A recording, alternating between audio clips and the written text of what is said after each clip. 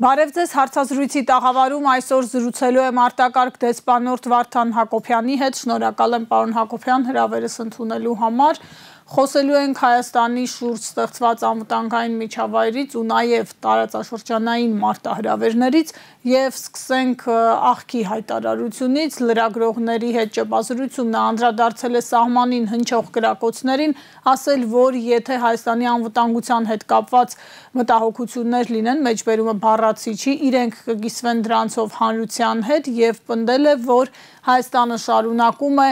մեխանիզմների առաջարկը Ադրբեջանին համատեղ հետաքննություն իրականացնելու վերաբերյալ, իսկ Բաքվի արձագանքը այդ մասով գիտենք, Բաքվում ծիծաղում են այդ առաջարկի վրա, ոչ մի կերպ ըստ էության չեն արձագանքում ու շարունակում են կրակել, զուգահեռաբար շարունակում են Հայաստանին մեղադրել իբրև թե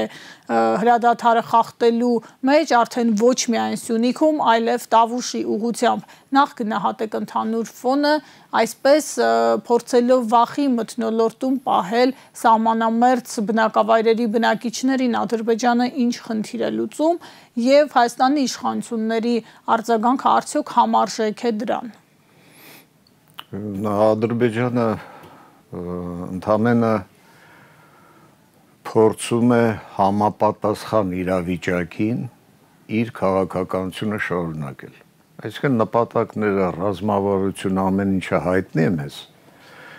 ինչպես մնացած բոլոր խաղացողների տարածաշրջանում, բացի Հայաստանի ղեկավարության մարտավարությունից կամ ռազմավարությունից։ Ադրբեջանում իհարկե չի բացառում, որ դա Թուրքիայի հետ խորհրդակցաբար, այսինքն այդ ամբողջ վերլուծությունները, դիվանագիտական քայլերը եւ այլն Թուրքիայի հետ են խորհրդակցաբար կատարվում։ Ադրբեջանը հասկանում է, որ տեղի են ունենում զարգացումներ, որոնցից եւ կախված է հետագա իր քայլերը։ Այսինքն նա սպասման մեջ է։ Իսկ ես խաղաղության մասին ես, ոնց ասեմ, ճամարտակություններից բանից նա լուրջ չի ընդունում, ուղղակի ծիծաղով է վերաբերվում, որովհետև դա ըստ էության քաղաքականության հետ ոչ մի կապ չունի։ Կարծես թե մի ինչ-որ նեղ տարածքում, ինչ-որ մարդիկ եկել են իշխանության եւ իրենց ինչ-որ խաղեր են խաղում եւ դա անվանում են տեղական մամուլում, այսպես ասած, քաղաքականություն, այսինքն իրենց փոթորիկը մի բաժակ ջրի մեջ կամ ոնց բնութագրենք այդ կարելի է մտածել ասել։ Իսկ Ադրբեջանը հաշվի առնում են զարգացումները, նորից են կրկնում Թուրքիայի խորհրդակցությամբ, Թուրքիայի ներկայացմամբ եւ այլն, որոնք տարածաշրջանում տեղի են ունենում։ Այսինքն նա հասկանում է, որ մանավանդ այսօրվա Միացյալ Նահանգների ադմինիստրացիայի համար ամենակարևոր խնդիրը, որ Տրամպը դեռ առաջի ժամկետում իր հայտարարել էր, բայց ետ ընկավ տարբեր պատճառներով, պանդեմիա, լիբերալ գլոբալիստների հետ հակամարտություն եւ այլն, որ Տրամպի համար գլխավոր խնդիրը դա հենց մերձավոր արևելքն է, այսօր կարելի ասել առաջնային եւ գլխավոր։ Պարոն Հակոբյան, Տրամպը այդ առումով ըստ էության գնահատեց Թուրքիայի գործողությունները Սիրիայում, Էրդողանի հասցեին բավականին խրախուսական հայտարարություններ արեց, անգամ նշեց պատմության ընթացքում ոչ ոքի չէր հաջողվել, այո, գրավել Սիրիան, բայց դա հաջողվեց Էրդողանին, թեև նրանք փորձում են իրենց կապը, այսպես ասած, հերքել Սիրիայում տեղի ունեցածի հետ կապված, բայց դա անհերքելի է եւ դրա մասին նույնիսկ նահանգներն է բաց խոսում։ Այդ Թրամփի հայտարարությունը ինչ համատեքստում պիտի վերլուծել։ Ուրեմն Թրամփի համար այդ ծրագրերը, որ ասում են մերձավոր արևելքում ունի, մեծ մերձավոր արևելքում եւ մասնավորապես հենց կապված Իսրայել-արաբական կոնֆլիկտի հետ, շատ կարևոր հարցեր են այդ առումով եւ Թրամփի համար չափազանց կարևոր էր այդտեղ ուժային կետերը կամ վեկտորները այնպես դասավորել, որ հետագայում, այսինքն այն ինչ որ նա ուղղելու է Իրանի վրա, այդ ամեն ինչը իրականացնի։ Այս վիճակում Միացյալ Նահանգների համար, ոչ միայն Թրամփի համար, չափազանց կարևոր էր Սիրիայի հարցը լուծել։ Այսինքն սա ոչ թե Թրամփն է հնարել, այլ վաղուց դեռ Քլինտոնից սկսած եւ հետագայում քաղաքական ծրագիր է։ Հիմնական իհարկե մեծ խաղն էր, այն մեծ ռազմավարությունն էր, որ նրանք 90-ական թվականներից են գծել։ Դրա համար Միացյալ Նահանգները շատ մեծ ծախսեր է արել, շատ մեծ ուժեր է ներդրել։ Մարդիկ մոռացել են արաբական գարունը, ինչ տեղի ունեցավ։ Հետո Սիրիայում տարածվեց այդ արաբական գարունը Եգիպտոսից հետո եւ այլն, եւ խնդիրը ուղղակի Ասադի ռեժիմը ջնջելն էր։ Ինչի համար, որովհետեւ այստեղ ուզում են որ կապեն հերոստատիտողները այդ պահերը, որ հասկանան ինչու՞մն է, որովհետեւ Սիրիայի ռեժիմը ըստ էության կապում էր թե Իսրայելի, թե Միացյալ Նահանգների, ինչ որտեղ նաեւ եվրոպացիների ձեռքերը։ Մանավանդ 18 թվականին արդեն Տրամպը պատրաստում էր Իրանի հարցերը լուծել եւ այստեղ Պաղեստինի հարցը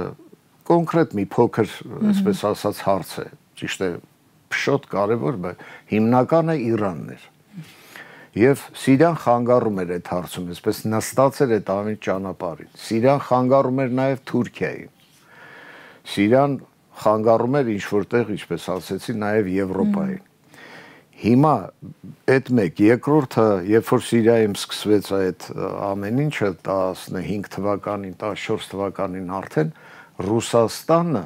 միանգամից մտավ Սիրիայի իշխանությունների հրավերով Սիրիայի տարածք եւ իր զորքերով եւ դարձավ գործոն քաղաքական։ Հիմա տեսեք ստեղծվել էր վիճակ, որ ըստ էության արևմուտքը, այսպես ասած կոլեկտիվ արևմուտքը չէր կարողանում առաջ գնալ, որովհետև Սիրիան կար, դրան գումարվեց նաև Ռուսաստանի օգնությունը Սիրիային, եւ Ռուսաստանը մտավ շատ շեշտակի զորքով եւ փաստորեն կանգնացրեց այդ ռեժիմի տապալումը։ Միացյալ Նահանգները զորքերը մտան այնտեղ էին, բայց ըստ էության լրվել են եւ ոչինչ չէին անում։ Դա ձեռք չէր տալիս նաև Թուրքիային, որովհետև նորից հիշեք, թե ինչ էր տեղի ունեցավ թուրք-ռուսական հարաբերություններում։ Ինքնաթիռ, դեսպանություն եւ այլն։ Այսինքն ռուսները չէին թողում, որպեսզի Թուրքիան իր հարցերը հանգիստ լուծի, որով նաեւ լուծում էր արևմուտքի հարցերը։ Այս տեսակ խառը իրավիճակ է ստացվել։ Հիմա լուծեցին Միացյալ Նահանգներն ու Թուրքիան այս տեսեք, բայց ինչպես անեին, այսինքն Սիրիայի հարցը ինչպես լուծեին։ Դուք եթե նկատեցիք անցած տարի ըստ էության սիրիական ճակատում փլուզում գնաց։ Հիմա ոնց առաջացավ այդ փլուզումը։ Ուրեմն առաջի քայլը, որ արվեց Սիրիայում այդ հարցերը լուծելու համար, այսինքն սիրիական խնդիրը լուծել, դուրս դնել մի խոսքով, դա հենց սանդրանքն էր այն, որ արվեց Ուկրաինայում, որպեսզի Ռուսաստանը մտնի Ուկրաինա։ Այսինքն Ռուսաստանին ոտքը ձեռքը կապեցին, իհարկե։ Մերձավոր արևելք։ Իթիվս մյուս նպատակների, որ Եվրոպան, արևմտյան աշխարհը ուներ Ուկրաինայի հետ կապված, որպեսզի խփեն, թույլատնեն Ռուսաստանին, այնտեղ ռեսուրսների հարց եւ այլն, ամենակարևոր խնդիրներից մեկն էր այնպես անել, որ Ռուսաստանը դադարի հզոր գործոն լինելու մերձավոր արևելքում։ Դրա համար մարդիկ պատերազմ սկսեցին եւ ինչպես ասում էր Ջոնսոնը, այդ բառերը բոլորը հումորով են ընդունում։ Բրիտանիայի, այո։ Բայց դա հստակ հանրական էր մինչև վերջին ուկրաինացի։ Դե մինչև հիմա էլ այդ գիծը տանում է։ Եվ առաջ ընկնելով ասեմ, եթե շատերին թվում է թե Տրամպը եկավ ու վերջ այդ պատերազմի վերջը դնելու ինչպես հայտարարել է, ոչ, հիմա Տրամպը ինքն էլ իրեն էլ է պետք, որպեսզի ռուսները Ուկրաինայում մնան, խրվեն դեռևս երկարատև։ Եվ դա հաջողվում է։ Այսինքն մի փոքր գուցե շեղեմ թեման, ռուս-ամերիկյան այս ջերմացումը, հարաբերություններ վերականգնել ջանքերը, դրանք ֆոն են, կարծում եք իրականում Ուկրաինայում կոնֆլիկտը չի ավարտվելու։ Երկու հզոր տերություններ իրենց խաղն են խաղում։ Ուղղակի Տրամպը ինչ է ասում, ասում է պետք է նորմալ, ոնց ասած, ինչպես միշտ ասել եմ, Տրամպը դե իր սերունդով նա Նիքսոնի, Քիսինջերի ժամանակվա քաղաքական մտածողություն ունի, մենտալիտետ։ Այն ժամանակ էլ խորհրդային միություններ, Միացյալ Նահանգների թշնամին, նրանք թշնամին, բայց հասկանում են, որ քաղաքականություն է պետք վարել, հարաբերվել, որպեսզի պատահական ինչ-որ, ինչպես Խրուշչովի ժամանակ եղավ, միջուկային պատերազմ չսկսեն հանգարց։ Այսինքն էս է Տրամպը ասում, այլ ոչ թե որ Ռուսաստանին, չգիտես, ինչ որ ձևով։ Այսինքն սա փոխադարձ զսպման քաղաքականություն է։ Ասում եմ, մենք այս ուժն ենք, մենք մեր խաղն ենք խաղում, մենք գտնում ենք, որ մեր խաղը ճիշտ է, դուք տեսեք ինչպես եք պատասխանում։ Հիմա բացի ռուսական գործոնից, որ Ուկրաինայով կարողացան շեղել, իզուր չէ որ Բայդենի ժամանակ ամբողջ ադմինիստրացիան պես ոհմակի նման եվրոպացիները տնգած հասպասում էր, երբ պետք է Պուտինը մտնի։ Այսինքն իրենց պետք էր այդ պատերազմի մեջ ներքաշել ռուսներին։ Հիմա դա մի գործոն էր, որ Սիրիայում թուլացավ, այսինքն այդ հանգամանքը։ Երկրորդ կարևոր գործոնը իհարկե Իրանն էր։ Իրանի նախկին նախագահի ոչնչացումը։ Սրան փակեցին մաս-մեդիաները, թեման չթողեցին զարգացնել բան, բայց դա հզոր հարված էր իհարկե Իրանին եւ այսօր եթե Իրանը գտնվում է այս վիճակում դա հենց այդ պատճառով էր որ այն նախագահը որը եւ ոչ միայն նախագահը արտգործնախարարը այո բավական հզոր դաշինք չասեմ բայց ցանց է ստեղծում համակարգ Սիրիան պաշտպանելու եւ միանգամից առաջ նաեւ ռազմական առաջնորդներ եւ միանգամից սիրիական այսպես ասած ճակատը փլուզվեց Պարոն Հակոբյան եւ կներեք մի բան էլ որ Թրամփը որ այդքան ասում էր 2000 տարվա մեջ դու առաջին անգամ Էրդողանին գրավեցին եւ այլն Թրամփն էլ Էրդողանն էլ ինչ էր ասում էր այդ ես չէ ուզում է նա հասկանում է որ ամբողջ արևելքը գիտի թե ինչ է տեղի ունեցել եւ նա չի ուզում այդ մեղքը, այսպես ասած, իր վրա վերցնել։ Պարոն Հակոբյան, զրույցի սկզբում դուք ասացիք, որ Ադրբեջանը հիմա սպասման մեջ է եւ սպասում է հասկանալու, թե լայն առումով այ մեծ մերձավոր արևելքում ու նաեւ տեղային առումով հարավային Կովկասում հավանաբար ինչ սցենարներ են լինելու։ Սպասման մեջ է հենց մերձավոր արևելյան սցենարների առումով, թե նաեւ ռուս-ուկրաինական հակամարտության հանգուցալուծմամբ, ռուս-ամերիկյան բանակցությունների ինչ որ արդյունքի արձանագրմամբ եւ այդ սպասման ընթացքում ինչպիսին կարող է լինել Ադրբեջանի քաղաքականությունը Հայաստանի հետ, այսպես նոր պահանջներ դնելով ստանալ ավելին, փորձել վախեցնել, փորձել այդ պատերազմի վերահաս աղետի ինչ որ վախի մթնոլորտում պահել Հայաստանի ժողովրդին, թե գուցե օգտվել, ճեղքել ու իսկապես ինչ որ լոկալ տեղային մակարդակով փորձել խնդիր լուծել։ Գիտեք, այդ նմանը կատվի խաղի մկան հետ։ Նրանք լուրջ որպես այդպիսին ինչ որ քաղաքական հաշվարկներ Հայաստանի այդ առումով որ հարաբերվում են եւ այլն չունեն չկա խաղաղության գործընթաց Ադրբեջանի եւ Հայաստանի միջեւ նույնիսկ պարտված եւ հաղթած որպես կողմերի միջեւ չկա այդպիսի բան այդ գործընթացը ջնջված է ուղղակի այսպես թաթով պահում է ասում է թող վազվզի խոսա Գյումրի մումրի այս հարցերով մինչեւ տեսնենք ինչ է զարգացումը ինչպես է գնում դեռ Ռուսաստանի հարցը շատ անորոշ է եւ անորոշ է նաեւ Թրամփի որտեղ մի կողմից մենք ձեր ստուդիայում հաճախ ենք ասել որ զարգացումը արագանում է գործընթացների բայց մյուս կողմից Թրամփի գալով շատ անսպասելի բաներ է տեղի ունեցան եւ շատ դժվար կանխատեսելի բաներ են տեղի ունենում Ադրբեջանը գիտի որ 18 թվականից առաջ դեռ Թուրքիայի միջոցով Բրիտանիայի եւ Միացյալ Նահանգների հատուկ ծառայությունները արդեն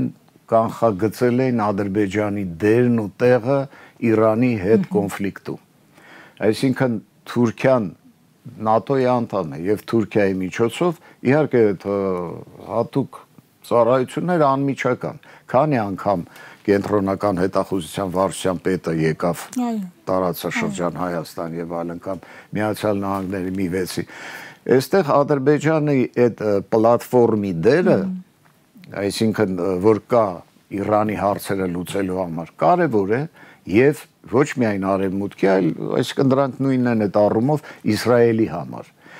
Չէ որ Իրանը բավական հզոր պետություն է եւ կարող է շատ լուրջ հակազդեցություն բանանի, հակահարված տա եւ դրա համար շատ կարեւոր է Ադրբեջանի ստրատեգիական դիրքը, ճանապարհները Իրանին հյուսիսից հասկանալի։ Մի տեսակետ էլ կա պարոն Հակոբյան, փորձագետները երբ այս թեման վերլուծում են, նաեւ նկատում են, որ Ադրբեջանը շատ լավ հասկանում է, որ այդ մեծ խաղի մեջ իր անմիջական ներգրավվածությունը կարող է իր ավարտի սկիզբը լինել։ Այո, իհարկե։ Եվ ասում են դա է պատճառը, որ ինչ-ինչ հարցերում հապաղում է ընդհուպ մինչև այսպես կոչված խաղաղության համաձայնագրի ստորագրումը։ Ես ձեր մոտ եմ շատ հաճախ այդ հարցը դրել, որ Ալիևը շատ լավ գիտի, որ իրեն օգտագործելու է։ Փոքր պետություն է, ինչքան է կշիռ ունի Հարավային Կովկասում, ի տարբերություն Վրաստանի, էլ չեմ ասում Հայաստանի, բայց օգտագործելու է։ Նա շատ լավ գիտի, որ մի քիչ շատ թեքվեց աճ, ասենք դեպի արևմուտք, ռուսներն են բամփելու, մի քիչ Ռուսաստան, սրանք են բամփելու, այսինքն ինքը այդ իր վիճակը գիտի։ Հիմա նրան սովորացնում է Էրդողանը, ասում է, որ տես ես ինչպես եմ այս բաները պահում։ Եվ Ալիևին միայն մի բանն է ձեռնտու այդ հարցում, որ այդ երբ որ սկսվի, ինքն էլ ասենք թե լինելով որպես մասնակից այդ process-ների շատ չնչին չհամեմատենք էլի ասենք Իսրայելի արևմուտքի եւ այլնի հետ, բայց այդ պղտոր ջրում նա կարող է ձուկ բռնել։ Եվ այդ ձուկը լինելու է Հայաստանը։ Մի մասով Հայաստանը եւ ոչ միայն Հայաստանը։ Նա նաև գիտի,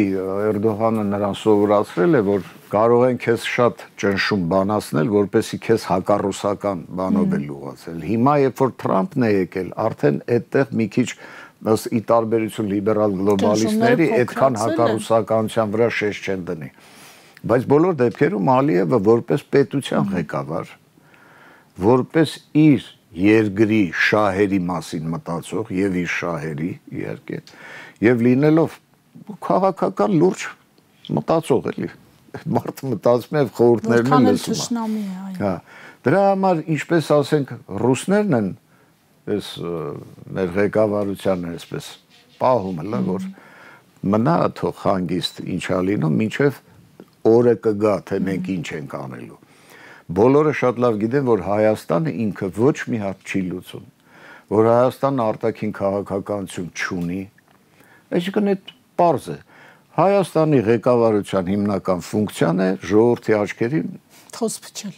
Բայց արդեն դա էլ չի հաջողվում, պարոն Հակոբյան։ Դե գիտեք, ես չի ասի թե չի հաջողվում։ Ճիշտ է, փոխվել է տոկոսային հարաբերությունը, բայց այդ թոզոտ աչքերով մարդկանց թիվը դեռ շատ մեծ է։ Պարոն Հակոբյան, եւ այս փուլում Հայաստան-Իրան համատեղ զորավարժություններն են ձեր նշած սպառնալիքները հաշվի առնելով։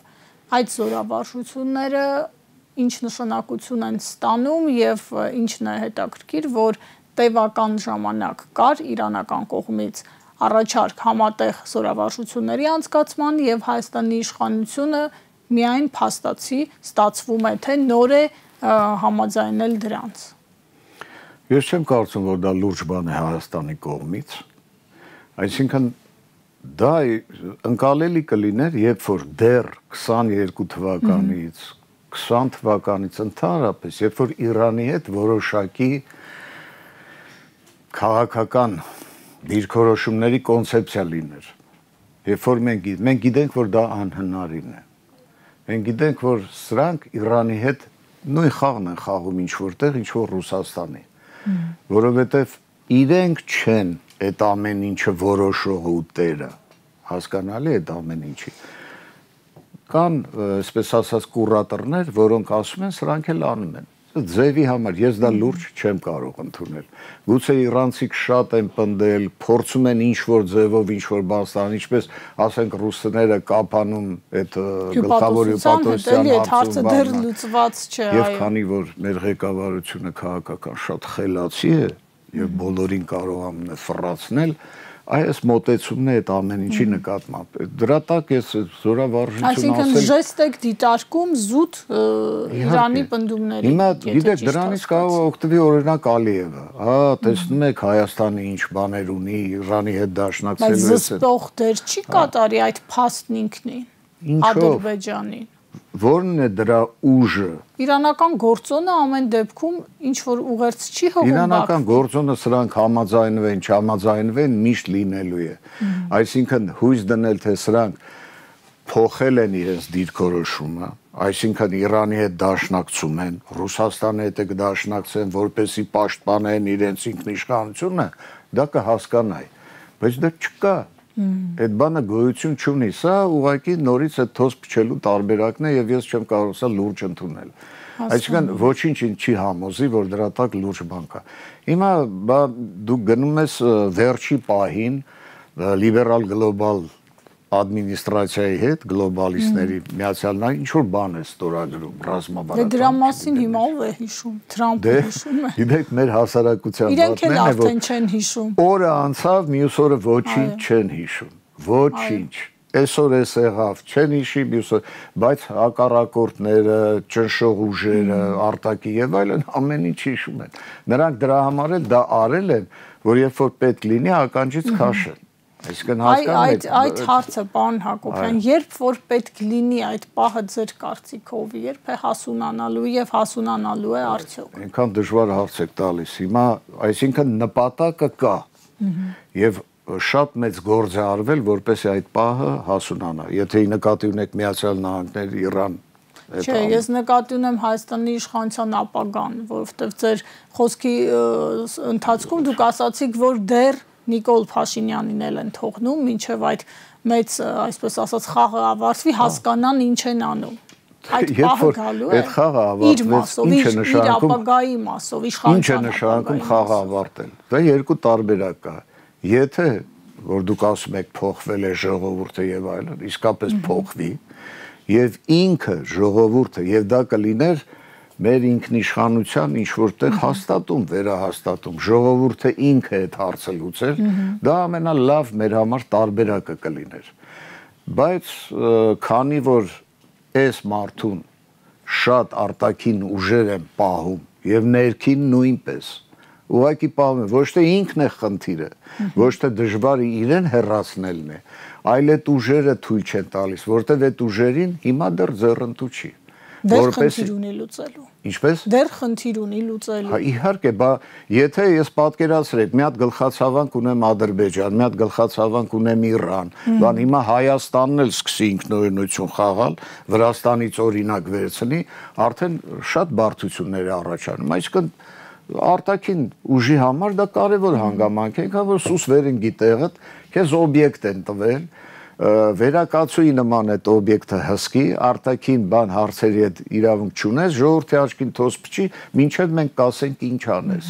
Ես շատ կոպիտ եմ ասում, որ հասկանալի լինի։ Այս իրավիճակն է։ Իսկ երբ որ այդ ուժերի վերադասավորումը, դրանց հակադրությունը, ել չեմ ասում պայքարը ավարտվի, ավարտին գա, ասենք երբ որ Միացյալ Նահանգները Ռուսաստան, Իրանի հարցում կան ինչ-որ մի եզրակացության, Սիրիայի հարցում, Թուրքիայի եւ այլն, եւ նստեն, ասենք թե վերջնական ամեն մեկը իր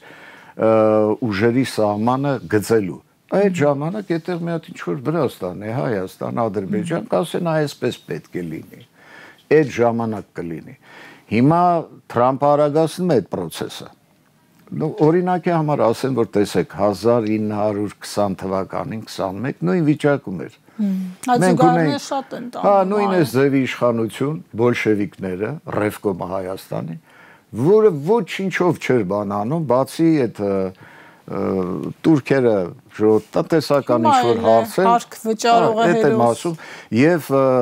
բացի նրանից, որ լոզունգներ խաղաղություն, համաշխարհային հեղափոխությունը հաղթելու է, սահմանները կարևոր չեն, պետությունը մեռնելու է, ընտանիքը մեռնելու է։ Դրանք նույն բոլշևիկյան լոզունգներն են, որ այսօր կան ուրեմն լիբերալ գլոբալիստների մոտ։ Հիմա էլ ասում են լիբերալ գլոբալիզմ ամբողջ աշխարհով հաղթելու է, սահման պետք չի, կարևորը մենք մտնենք Եվրոպա։ Եթե այստեղ լավ չենք ապրում, կգնանք Իտալիայում լավ կապրենք, կամ Ֆրանսիայում եւ այլն։ Նման մտածողություն ունեցող քաղաքական ժողովուրդը չի կարող ինքնիշխանության մասին մտածել, չի կարող ինքը իր սահմանները գծել, չի կարող ինքն իրեն պաշտպանել։ Այս վիճակն է։ Ինչպես 1920 թվին եկան ռուսները, թուրքերը իրենք որոշին պայմանագիր կնքեցին, քեզ սահման գծեցին, 70,000 քառակուսի կիլոմետրից թողեցին 28,900-ը, կամ չգիտեմ, այս վարչապետը ինչքան է ասում, եւ վերջ, ինչ արեց Հայաստանը դրա համար։ Ոչինչ։ Սուրմալուի պես գավառը, որը ընդհանրապես չկար պայմանագրից, այս ուղղակի տվեցին։ Պրոլետարական եղբայրություն կար, չէ՞, թուրքերը գալիս էին կարմիր բանտերով եւ այլն։ Այսինքն նույնը ցավոք մենք մեր ժողովուրդը Դաշ չենք խաղում։ Մեր հպարտ քաղաքացիները հիմա նույն մենտալիտետ ունեն։ Նրանց համար կարևոր է, որ այս ստացվի վիզա ստանամ, գնամ Գերմանիա։ Հասկանում եք, կամ մի հատ դախլ դնեմ, կանաչի ծախեմ։ Այս հոգեբանությունն է, այսինքն պետության մասին ոչ մի ինչ-որ բան չկա։ Դրա համար ասել, թե մենք ինչ անենք, ոնց կլինի, ոնց հեռացնենք։ Բայց մի ուրիշ խնդիր էլ կա, պարոն Հակոբյան, ժողովրդին արդյոք արդարացի է մեղադրելը, երբ էլիտաներից չի բխում գործընթացը, որին պիտի ներգրավի կամ որի ֆոնը պիտի լինի ժողովուրդը։ Ի վերջո, եթե շարունակեմ միտքը, վերցնենք Գյումրիում տիմ ընտրությունները, ժողովուրդը ԿՊ-ին չընտրեց։ Առանձին Քանի ձայն հավաքեց ԿՊ-ն։ ԿՊ-ն 14 մանդատ ունի։ Չէ, բայց բոլորը միասին ամենաշատը չի։ Դե այդ հասկանում եմ։ Եվ գումարած վարչական ռեսուրսը, վախի ահաբեկչության մթնոլորտը։ Այսինքն այդ մեխանիզմները, եւ գիտեք ինչի, ոչ այդքան որ ԿՊ-ն ինչ որ բաներ է արել քաղաքականություն չէ։ Մարդիկ, որովհետեւ իրենց շահերի մասին սոցիոլոգիայի կանոնը չէ, ում ձեռին է իշխանությունը դեպի նա։ ԿՊ-ն ձեռ է տալիս, թողելա խանութիկ են բացել, թողելա այս գործն եմ արել, գնացել եմ ինձ վիզա է տվել, հասկանում եք, դեռ այդ կա։ Բայց դրանով հանդերձ նրանք չունեն իրենց երազած ծավալով ձայներ, որ այսօր Գյումրիում իշխանություն կա։ Այսինքն շարժ կա, դա ոչ ոք չի կարող մերժել։ Բայց ինչ վերաբերում է էլիտա եւ ժողովուրդ կամ ժողովրդին մեղադրելով, ժողովրդին մեղադրելը անիմաստ է։ Այդ լեգենդները, որ մցրել են մեր գիտակցության մեջ, մանավանդ խորհրդային փիլիսոփայության բանը, որ ժողովուրդն է կերտում պատմությունը, այսպես այնպես։ Հա, վերջին հաշվով կարող ենք ասել ժողովուրդը, բայց ժողովուրդը չի կարող այդ քաղաքական հարցերը լուծել։ Եվ մեր ժողովուրդը 92 թվականի ձեռք բերելով անկախությունը ինչ արեց։ Այդ ժողովրդին մինչև այդ, չէ, հիշում եք, այդ գունավոր հեղափոխություն էր, էկոլոգիական շարժում, հետո սկսվավ Ղարաբաղի շարժում, այդ տարվում էր ինչ ուղղությամբ, հակասովետական, հակա չգիտեմ ինչական, եւ ամենակարևորը հակապետական։ Եվ մեր ժողովուրդը ազատություն ստանալով առաջինը ինչ արեց։ Դե ասում են, չէ, սովետական հանցագործ պետություն, այդ դնենք մի կողմ հանցագործեր թե չէ։ Առաջինը սկսեց թալանել ու ոչնչացնել այդ պետությունը։ Թալանը հետ էր բերում։ Բայ իհարկե, 92-ից կներեք։ Ամբողջի ընթացքում եղավ նաև ազգային զարթոնքը, չէ։ Մենք ազգային զարթոնքը մեռավ այդ ընթացքում։ Ազգային զարթոնքը 88 թվականին էր, մինչև 91 թվականն էր։ Բայց հետագայում, երբ որ այդ անկախությունը ձեռք բերիր, իշխանությունը անցավ այդ էլիտային, որը գիտեք ում բանով էր բերված եւ դրված եւ ում էր ենթարկվում, ինչպես ոչ խորհրդային միությունում, դրանք լիբերալներն էին։ Եվ մինչև 95 թիվը, փաստորեն այդ պրիվատ ինչ է դա, սեփականաշնորհման գործընթացով մեր ժողովրդի, ոչ թե ուրիշ, սեփականությունը թալանվեց եւ կենտրոնացավ մի քանի մարդկանց ձեռքում։ Դա անվանում են շուկայական հարաբերությունների ստեղծում։ Հիմա այդ ընթացքում թող հիշեն, մոռացել են շատերը, թե 90 թվականին այդ ժողովուրդը երջանկացած ինչպես էր ապրում։ Հիշում եք ինչպես էր ապրում։ Լույս չկար, էս չկար, այն չկար, պարաններով դագաղները քաշում տանում են գերեզմանոց, այդ մոռացել են։ Բա դա այլասերման ընթացք է։ Հիմա այս այդ ժողովրդին ո՞նց մեղադրեն։ Եթե դու այդ ժողովրդին դրել ես այդ վիճակի մեջ եւ 30 տարի է սերունդ ես աճեցրել այդ սկզբունքների վրա, այդ ժողովուրդը չի մտածի իր պետության մասին։ Նա էլի հոգեբանորեն մնում է թշնամի սեփական պետությանը։ Ну չչափազանցնեմ թշնամի, բայց ոչինչ չի անում իր պետությունը պաշտպանելու համար։ Սա է, դա բոլոր խորհրդային հանրապետությունները, Ռուսաստանում ոչ պակաս նույն վիճակներ, Ուկրաինայում տեսնում եք, դրեցին իրենք ձեռքով խորհրդային միության ամենահարուստ, ամենահզոր, ամենազարգացած հանրապետությունը ոչնչացրեցին։ Իմ հարցն այն բանի մասին էր, որ արդյոք պրոցեսները էլիտաներից չպիտի ակնկալենք, քաղաքական ուժերից։ Դե դա արդեն տեխնիկա է հարցը, մենք էլիտաներից ենք իհարկե ակնկալում, բայց տեսեք Հայաստանում այդ նույն ուժերը այնպիսի դաշտ են ստեղծել, որ թողում են միայն հայտնի իրենց համար կանխատեսելի քաղաքական գործիչներին, ովքեր որ չեն, այսինքն իրենց բանին չեն բռնում, նրանց խեղդում են կոպիտ ասած։ Սևացնում։ Այո, եւ դրա համար չեն թողում, այսինքն մի կողմից նայեք, ընդդիմությունը ամեն ինչ անում է։ Բայց կողքից ընդդիմության վարկաբեկումը, չէ, պորցիաներով տալիս են, մեկ Ազատություն ռադիոկայանը, մեկ սրանք եւ այլն, ինչ որ բամբասանքներ, կեղտ, ամեն ինչ, մյուս կողմից էլ վախը եւ ուժային ճնշումը այդ մարդկանց վրա, ովքեր պատրաստ են հայրենիքի համար ծառայել։ Համեմատենք, էլի, տեսեք 88 թվականից հետո։ Այս ժողովուրդը տվեց ուղղակի հերոսներ։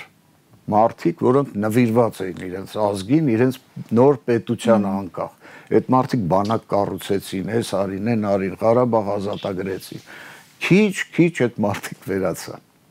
Ով էլ մնաց, վարկաբեկվեց, շատերը ինչ ձևով վարկաբեկվեցին, մցրեցին այդ շուկայական հարաբերությունների շրջանակի մեջ փող, հարաբերություններ, պաշտոններ եւ այլասերեցի։ Նկատի ունեմ նաեւ այսօրվա քարոզչությունը։ Դե այդ ամեն ինչը process-ներ է, եթե այդ ուժերը, որ ասում եմ, վերացական բան չեմ ասում։ Դա Կոենի ինստիտուտն է Միացյալ Նահանգներում, որը Տրոցկու գաղափարախոսության հիման վրա այդ ամեն ինչը մշակել է եւ խորհրդային բոլոր հանրապետություններին կիրառում է։ Այո։ Եվ նա շատ լավ գիտի ինչպես վարկաբեկել, ինչպես այլասերել սերունդը, ինչպես մշակույթից զրկել, ինչպես պետությանը թշնամի դարձնել եւ այլն։ Հիմա գիտեք, սա երկար թեմա է, ավելի խորքային թեմա է ու ցավոտ թեմա է։ Ճակատագրական եւ պատմական։ Շնորհակալ եմ զրույցի համար, հարցազրույցին սպասեք վաղը։